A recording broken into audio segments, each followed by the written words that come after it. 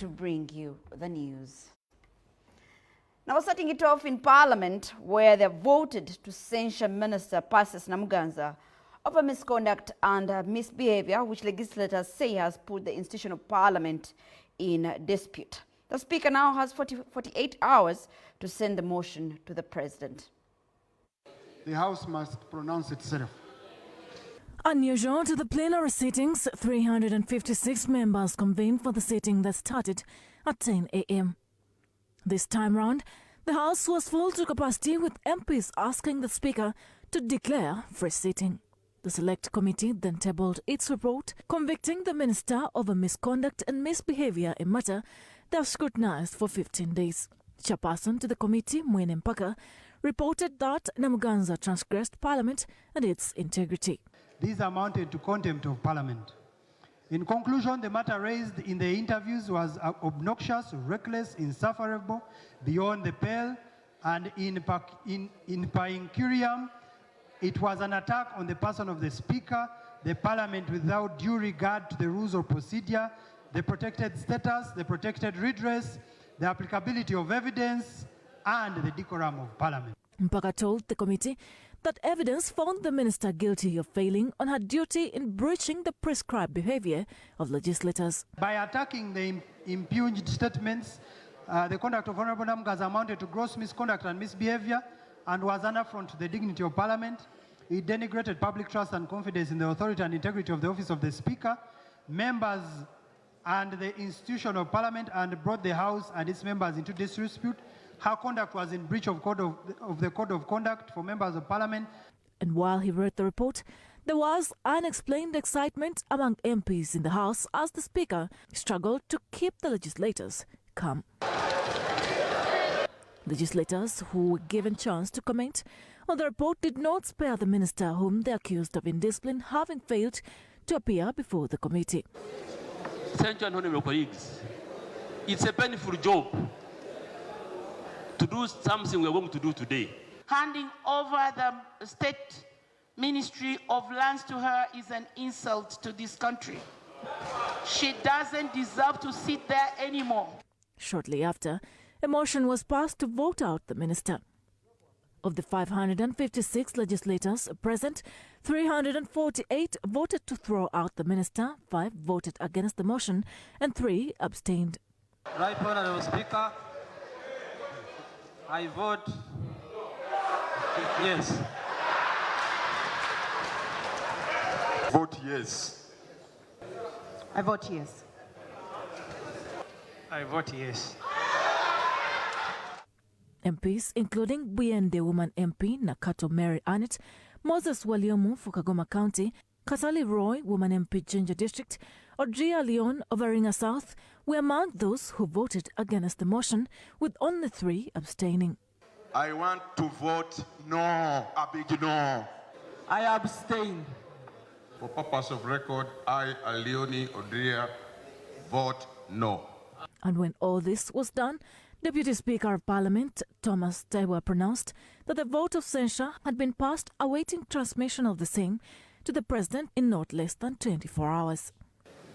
Having obtained the numbers required, that is more than half of the members of Parliament, as required under Article 118, Clause 1 of the Constitution, and meeting the threshold provided for under Rule 109, Sub-Rule 12 of our Rules of Procedure, Sub-Rule 13 of our Rules of Procedure, I hereby declare that the motion has been carried, that Honourable Namuganza Persis be censured, and as required under Rule 109, Sub-Rule 13 of our Rules of Procedure, I will inform the President accordingly. Those who have voted no are 5, and those who have voted yes to the motion are 348. Persis Namuganza becomes the first minister in the recent times to be censured by Parliament after several attempts failing out. This is with the reasoning that it will help reinstate the esteem of Parliament. What remains questionable is whether this is actually action enough to reinstate the integrity of Parliament and clean it up. A very big question there. One said that it is a Christmas gift delivered early, but is it enough to cleanse the so many other bad topics and debates that have followed and tainted their name? That is, of course, a very big question. We'll continue that conversation at a later stage. Away from that, the Deputy Speaker of Parliament, Thomas Taiwo, has warned ministers and government officials who refuse to appear before parliamentary committees whenever summoned, saying such acts are a contempt of Parliament. The Deputy Speaker was flanked by a number of legislators say the 11th Parliament will not tolerate such behaviours and are set to act on such ministers and errant government officials. One of the grounds of Parliament censuring the State Minister for Housing, Persis Namuganza, was her continued abscondment from appearing before the Parliamentary Committee on Rules, Discipline and Privileges and that of the Select Committee instituted to assess her censure motion. Namuganza is not the only minister who refuses to appear before the Parliamentary Committee. According to Workers MP Margaret Rwabushaija, the Minister for Gender, Labour and Social Development, Betty Amongi, for the last 2 weeks refused to appear before the Parliamentary Committee on Gender, Labour and Social Development. And he said he can never appear before Parliament. And the minister in charge also supported him, said you can never appear. The increasing habit of ministers refusing to appear before the parliamentary committees whenever summoned has attracted attention of the Deputy Speaker Thomas Taiwo, together with a number of legislators who say their failure is a sign of sabotaging parliamentary business. That was the Rules Committee, which is a committee of Parliament. You don't appear. You make us sit for 2 hours. And then they put a select committee, you don't appear. When you're here, even when you're a backbencher, even when you're strong, even when you're just an innocent member of the public, please, just appear. And if Parliament, what they are saying is wrong, or what, challenge it. They must appear before committees to answer queries and issues, and as expected. And they need to respect Parliament, because what members are always requesting for is simply accountability or responding to issues. Parliament is a house of records and we legislate for the entire country. Therefore, we expect ministers to respect the institution of Parliament. They have now sounded a warning to the ministers, saying censuring Minister Persis Namuganza should be a lesson to the rest to start respecting the rules of procedure of Parliament. And I want to believe that today a very powerful message has been sent to ministers. If one chooses not to appear, it shows a very bad public image out there. And therefore, if you're a minister and you have taken that oath, and you go against your oath by attacking Parliament or refusing to come to Parliament, it is contempt of Parliament. This should be a lesson to those who normally undermine appearance before the parliamentary committee. And they should take parliamentary work as a priority. The warning also applies to some of the accounting officers or government officials who have refused to appear before parliamentary committee whenever summoned, saying it's a contempt of Parliament. But for the other civil servants, this is a house of representatives. And therefore, for you to be summoned and you don't come to attend or appear in Parliament, it is contempt of Parliament. For the technocrats, the PS, if you have commitment somewhere, once you are invited by the parliamentary committee, you should not ignore. Parliament is very important. After all, the appropriation of funds in your ministry is being done by Parliament. Alex Mugasha, Sam Ibanda Mugabi, NBS Sunrise. A powerful message indeed, but we'll pause on what is happening in the August House and focus on other political affairs. Police and prison officers at Mulago Hospital blocked the National Unity Platform President Robert Kyagulanyi alongside the other party leaders from accessing the jailed, bedridden Alan Sewanyana of Makindye West. And of course, the lawyer, Elias Chikwago, after visiting the patient, revealed that the patient is not in good condition. At 11 a.m., the National Unity Platform President, Kyagulanyi Ssentamu Robert, left the party headquarters at Kamocha to visit the jailed, bedridden Makindye West legislator Alan Sewanyana. But when he arrived on the 6th floor where Sewanyana is admitted, Kyagulanyi was intercepted by one of the police officers in charge of ward security, who informed him that he had to first seek permission from prison authorities or else from hospital administration. And we came and saw him as a patient. We didn't need to get clearance from anywhere. Please get clearance from prison. They're the ones that said anyone who visits Sewanyana must first get clearance from them. At the ward entrance, there was heavy presence of armed prison wardens, deterring any unauthorized person from accessing the inpatient wards 1 to 9. We just want to understand.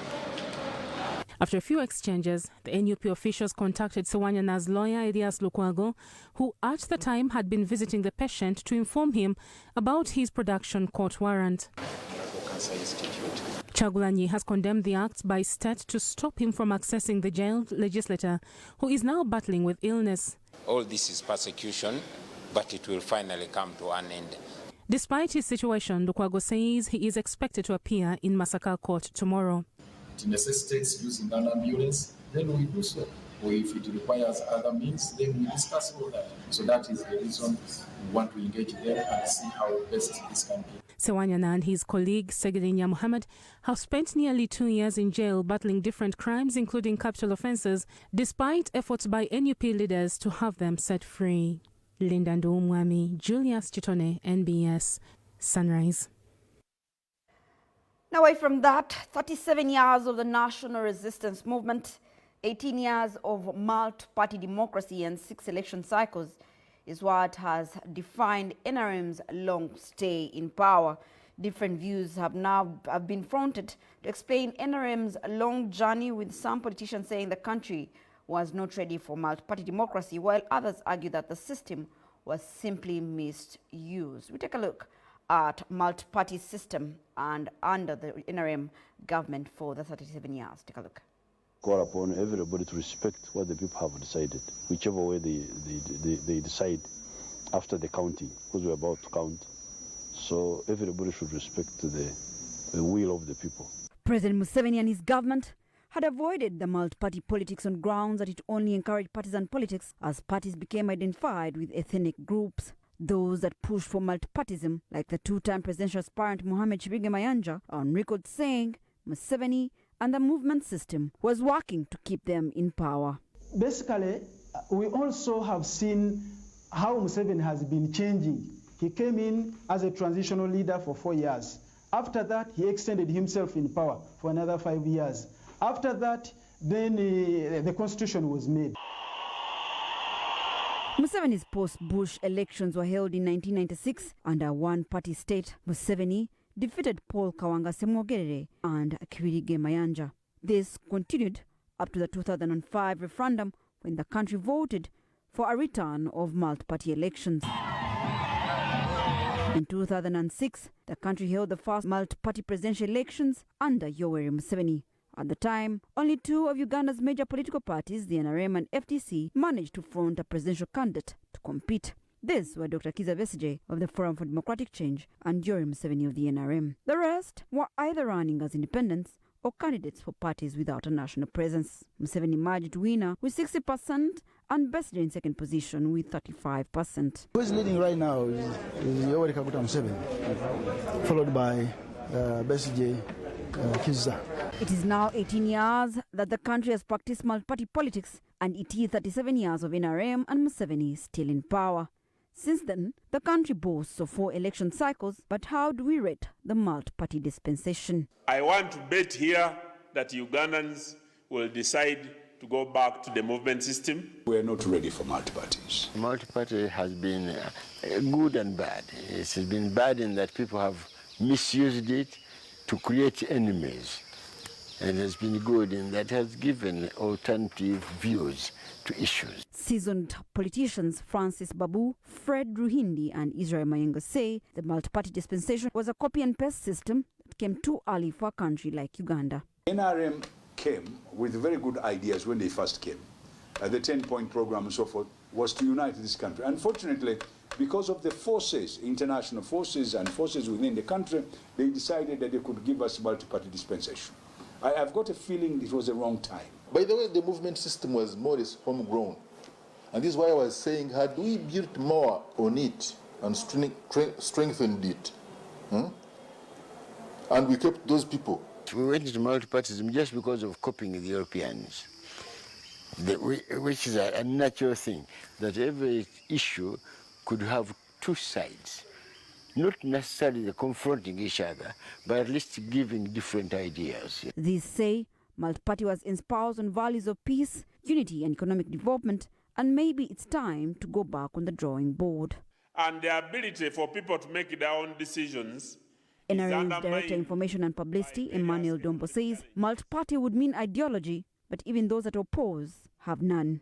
Parties are a class strata. But in Africa or in Uganda, which classes are there? Previously, political parties were based on religion. Right now, some political parties are based on wave. When the wave goes down, the party diminishes. Apart from the national resistance movement, that came with a clear ideology, with a history, and with a track record over the years now, that the people of Uganda would give it a benefit of doubt. The frustration of opposition has also exposed the loopholes in the democratic dispensation. When the president says, I'll finish the other parties, it seems as if he's suggesting that he would prefer one party. As opposition generally, we are not free to move around. It is somehow restricted because you have to consult the police. If you want to have a rally, if you want to have big meetings, you have to consult police. UPC's Frede Bill says they are still hopeful that the system can deliver a peaceful transition of government. That is why we, as UPC, are urging the political parties to follow the constitution or the constitutional means into acquiring power. Because every time the government has been overthrown militarily, it is the parties which suffer. Taking stock of the journey to an open political space, the downward trend of the opposition, is Uganda headed into a one-party state? It's something that I don't want Uganda to go back to. It was one of the worst periods that Uganda has ever gone through. Because even in a family, you cannot think the same way. So even twins do not think the same way. What about human beings? If the people of Uganda, through our members of parliament, find that it's necessary to put that question through a referendum, the responsibility is with the parliament. We shall wait to hear and see what they do. Victoria Bagaya, NBS. Right, taking stock of the multi-party dispensation under the NRM, and those are the views. I wonder what you think. The hashtag is NBS Updates for those who want to comment. Away from that, the prosecution at the ICC is pushing for the confirmation of charges against LRA Commander Joseph Kony. As per the prosecution, Kony has 33 charges in the waiting, including those of war crimes and crimes against humanity. Speaking to NBS, Dahiru Sant-An, the ICC International Cooperation Advisor, said they have enough evidence and victims willing to testify, including those that testified against Dominic Ongwen. Benson Ongom with the details. Legal representatives of the victims, Ms. Masida first. As the ICC upholds Dominic Ongwen's sentence, eyes are now set for the big fish, LRA Commander Joseph Kony. In November last year, the prosecution wrote to the trial chambers for the confirmation of Kony charges to allow the prosecution to try Kony in his absence. While speaking to NBS TV this morning, Dahiru Sant-An, the ICC International Cooperation Advisor, said prosecution is ready to provide evidence to the trial chamber. Warrant of arrest is related to 33 charges for war crimes and crimes against humanity. And those crimes include murder, enslavement, sexual enslavement, rape, intentionally directing attack against civilian populations, pillaging, forced enlistment of children, which we say were allegedly committed after the 1st July 2002 in northern Uganda. Sant-An says victims of the LRA are willing to testify, and some of the evidence used during Dominic Ongwen's trial will be used. We will add additional charges to the charges that are already in the warrant of arrest. We will be relying on evidence that was presented in the Ongwen case as much as possible. Usually, before the charges are confirmed or a hearing takes place, the Office of the Prosecutor submits a document, which we call document containing the charges. So we will ensure that this document is publicized to the extent possible so that COIN is informed that a hearing in absentia will be taking place, obviously if granted by the judges of the ICC. ICC says COIN is aware of the warrant of arrest, urging him to use the fine opportunity to surrender to the ICC. The prosecution is hopeful that charges will be confirmed and trial will be set. He is aware of the content of the warrant of arrest as well. For example, in 2006, there was an interview with BBC where he referred to the ICC warrant of arrest and he claimed his innocence. The ICC maintains member countries must comply on the hand for Joseph Kony, with the court ready to push to have him arrested. Benson Ngom, NBS. Well, a man with a big bounty on his head. I wonder what's taking us so long to get this man so he can answer to the crimes, especially for those who believe that he did commit something. But you know what the law says? They're innocent until proven guilty.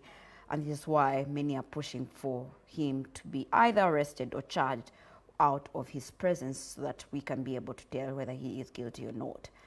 NBS Sunrise will take a short commercial break and return with more stories. Stay tuned.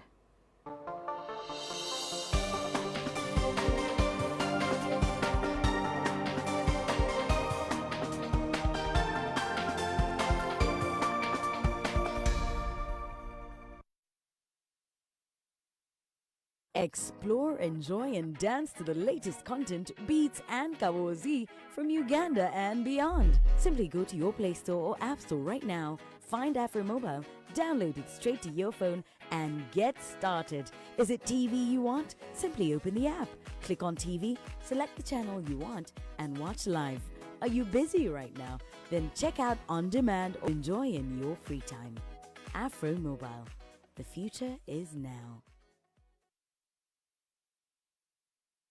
They are in your food, in your water, in your gardens, and in the air you breathe. They are a nuisance in our communities and are hazardous to our bodies. Plastics are not just a government, but also a personal problem. They affect your children, your grandchildren, and great-grandchildren. They negatively impact generations. No matter who you are, where you live, or what you do, plastic pollution affects us all. Our environment, our responsibility. Taso Butonde. This message is proudly brought to you by Vivo Energy Uganda, Uganda Breweries Limited, Stanbic Bank, and NBS Television. Is your brand attracting the right people, or are you lost on the web? Discover how to grow your virtual community and how to influence the influencer by signing up with Nextcom. We do online the way it's meant to be. We crunch the numbers, check the stats, and dig in to create promotions, activations, videos, and strategies to unlock your brand's potential and increase your online engagements. Maybe all you need is just to disrupt for a week. We got you too. We do the boring stuff so you don't have to. Nextcom, making digital work.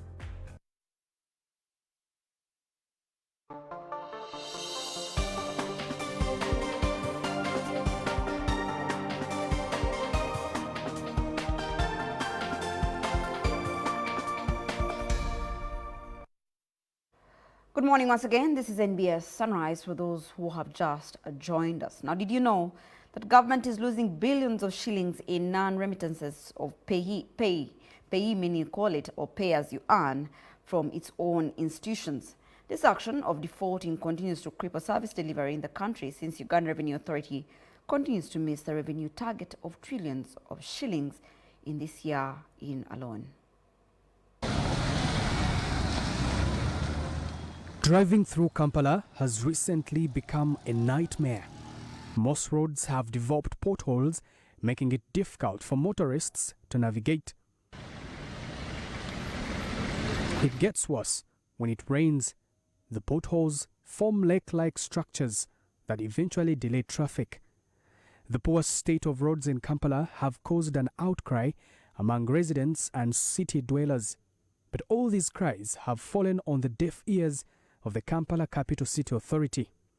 The authority says the roads cannot be fixed rapidly because of their current low budget.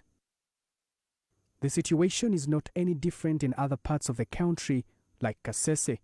Motorists, pedestrians, have found it difficult to navigate roads here. There's one underlying factor: budgets. In the last financial year 2020-2021, URA missed revenue target by 2.4 trillion shillings.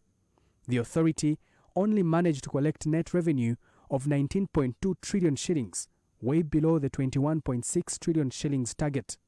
This led to budget cuts in the following financial year 2021-2022. Budget cuts cripple service delivery, as we will see later. So why does URA continue to miss revenue target year in, year out? In the last 3 years, the COVID-19 was the biggest excuse, and it indeed did not leave the economy the same, as most businesses had been affected by the government-imposed lockdown. Beyond COVID-19, there is more to why URA misses the target. Failure by government institutions to remit pay-as-you-earn, a monthly tax charged on all employees earning a monthly salary income above the stated threshold as per the Income Tax Act. Some government institutions have been defaulting on paying this tax. According to the Auditor General's report presented to Parliament in December 2021, the Uganda Management Institute, UMI, did not remit payee tax of staff totaling to 589 million shillings. The Uganda National Council for Science and Technology had an outstanding payee amounting to 45 million shillings. At Mulago Specialized Women and Neonatal Hospital, 427 million shillings related to payee was deducted but remained unremitted to URA. The Ministry of Health defaulted payee amounting to 626 million shillings. The Judicial Service Commission did not remit 138 million shillings. Public Service Commission did not remit 1 billion shillings. Uganda Communication Employees Contributory Pension Scheme did not remit 35 million shillings in payee. Uganda Microfinance Regulatory Authority did not remit 290 million shillings. The list goes on and on. In fact, the Auditor General continues to note that 2.2 billion shillings meant for payee was not deducted from the allowances paid to medical workers in 2020-2021 during the management of COVID-19. When you put all this money together, these are billions of shillings government institutions did not remit to URA.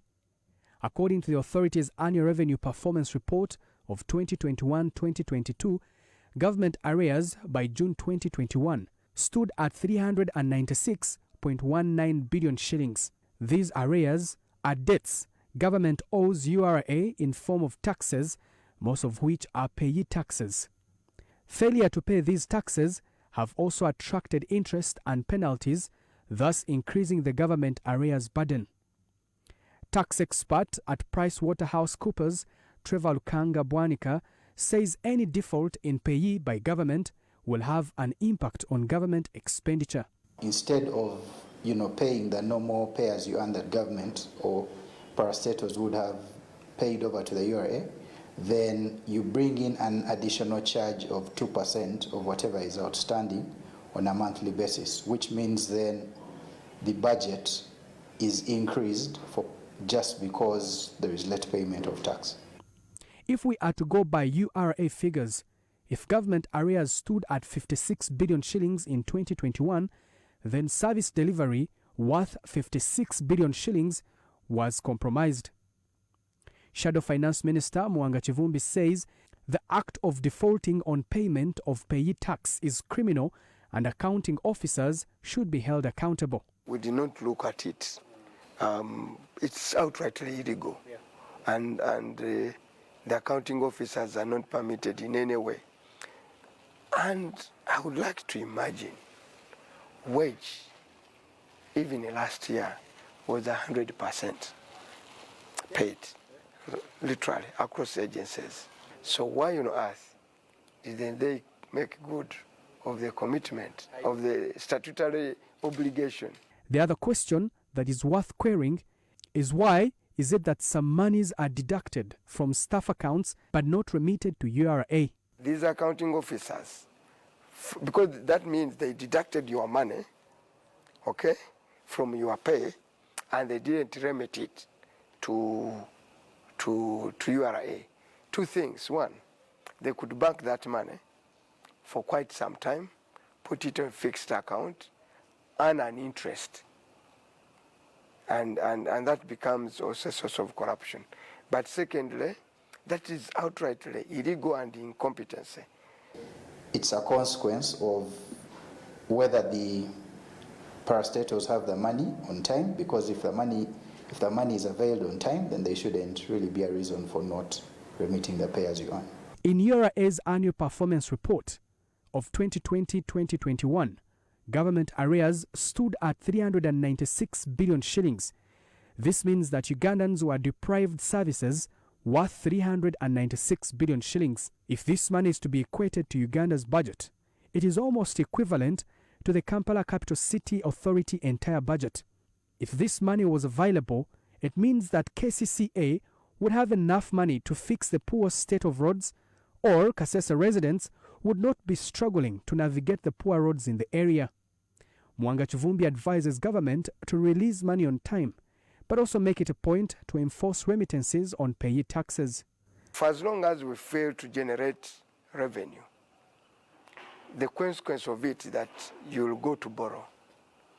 And if it has never been so clear and demonstrated how worse we are doing, it's the next financial year, where because of our debt obligations, Ugandans are going to pay more in terms of taxes, because they are going to raise to 29 projected, but money for discretionary expenditure is going to fall by 3 billion. Kanari Mgume, NBS. Value for taxpayers' money, but now at this point in time, is the taxpayers' money even getting to where it's supposed to be going? And that is payee. These are things really that should be concerning us. If you ask me, not a motion to censure someone because they did not appear. But that is also not my role. I am not a parliamentarian, nor am I a politician, just a journalist. And thank you, Kanari, for enlightening us with that report. We'll put a pause for now for NB at Sunrise, but the Morning Breeze will be coming right up to make sense of some of the biggest stories in the land. The censure motion, but also very importantly, what it means, the big message, the big Christmas gift that was delivered a whole month later. What does that mean? Stay tuned.